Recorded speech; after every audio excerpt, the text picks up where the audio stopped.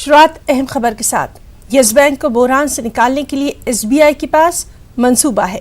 SBI के chairman Rajneesh Kumar का कहना है कि एसबीआई यस बैंक में 2450 करोड़ रुपए सरमाया लगाने का मंसूबा रखता है। प्रेस कॉन्फ्रेंस से खिताब करते हुए उन्होंने कहा कि इस सिलसिले में तमातर कानूनी पहलुओं का जायजा लिया जा रहा है। उन्होंने मजीद कहा कि एसबीआई यस बैंक के 49% शेयर्स खरीद सकता है। And our investment and legal team, it is doing their due diligence on the draft scheme. There is a time given till Monday for us to go back to Reserve Bank of India with our comments. Second is, we had informed through the stock exchange that SBI board has given in principle approval to explore the possibility of picking up a stake up to 49% in Yes Bank. And there are so from this perspective, as per the draft scheme, as per the board approval, now once we have completed our due diligence, we will go back to Reserve Bank of India with our comments.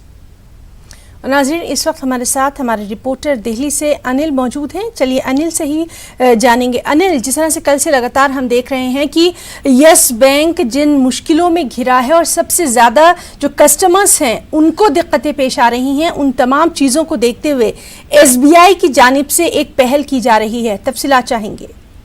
जी, निश्चित तौर पर कल भी हमने देखा जब 5 मार्च को जब ये रिस्ट्रिक्शंस आए थे आरबीआई की तरफ से, उसके बाद से इसमें हरकतें तेज हो गई थी। कल केंद्रीय वित्त मंत्री ने भी इस पे बयान दिया था और डिपॉजिटर्स की मनी बिल्कुल सुरक्षित है इसका उन्होंने आश्वासन दिया था।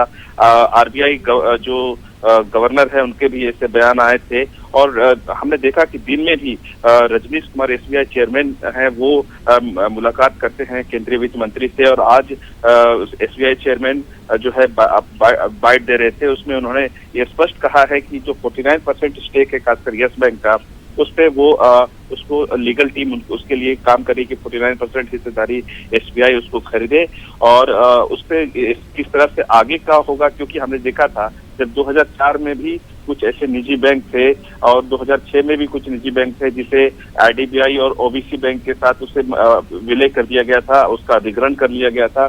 तो कमोबेश यह स्थिति अब भी पैदा हुई है जब यस बैंक कभी 2018 में 80,000 करोड़ रुपए का इसका कैपिटल मार्केट था, तो मार्केट कैप था और आज वो घट करके 11,000 करोड़ हो गया है।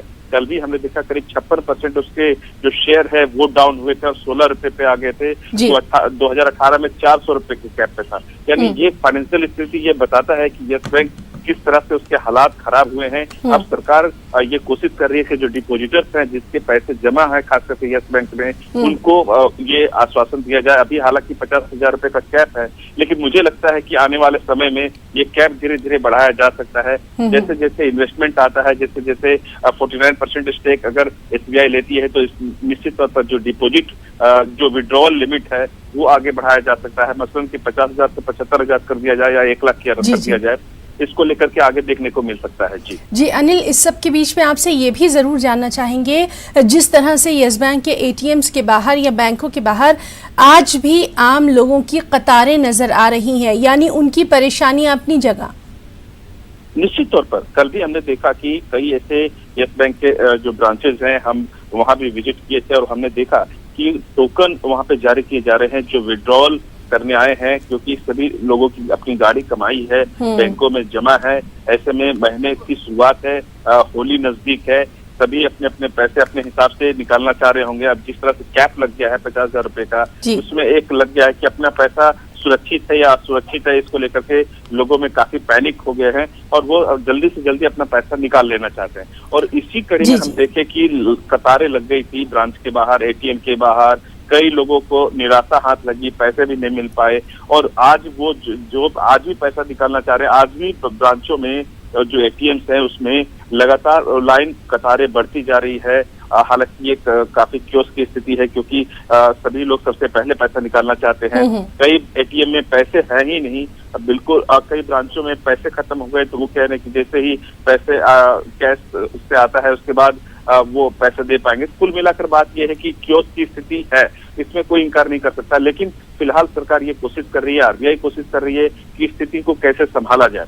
क्योंकि पीएमसी जो बैंक है उसमें भी हमने देखा था कि शुरुआती में 10,000 लिमिट थी, विड्रॉल लिमिट, उससे बढ़ाकर आने वाले समय पे 40,000 बढ़ाकर कर दिया गया था। तो कमोबेश स्थिति इसमें भी देखने को मिल सकती है। जो 50,000 रुपए की लिमिट है वो आगे बढ़ सकती है, लेकिन फिलहाल कोई खास करके अगर बात करें करंट अकाउंट है अगर किसी के पास जो व्यापार करते हैं जी, तो यस बैंक के सार्फिन की मुश्किलें खत्म होती हैं कि नहीं, इस पर आज भी लगातार नजर बनी रहेगी। अनिल, बहुत बहुत शुक्रिया अदा करना चाहेंगे आपका तमाम तफसीली जानकारी के लिए। आगे बढ़ेंगे। यस बैंक के सार्फिन यस बैंक पर लगी रकम निकालने की हद से बेहद परेशान हैं।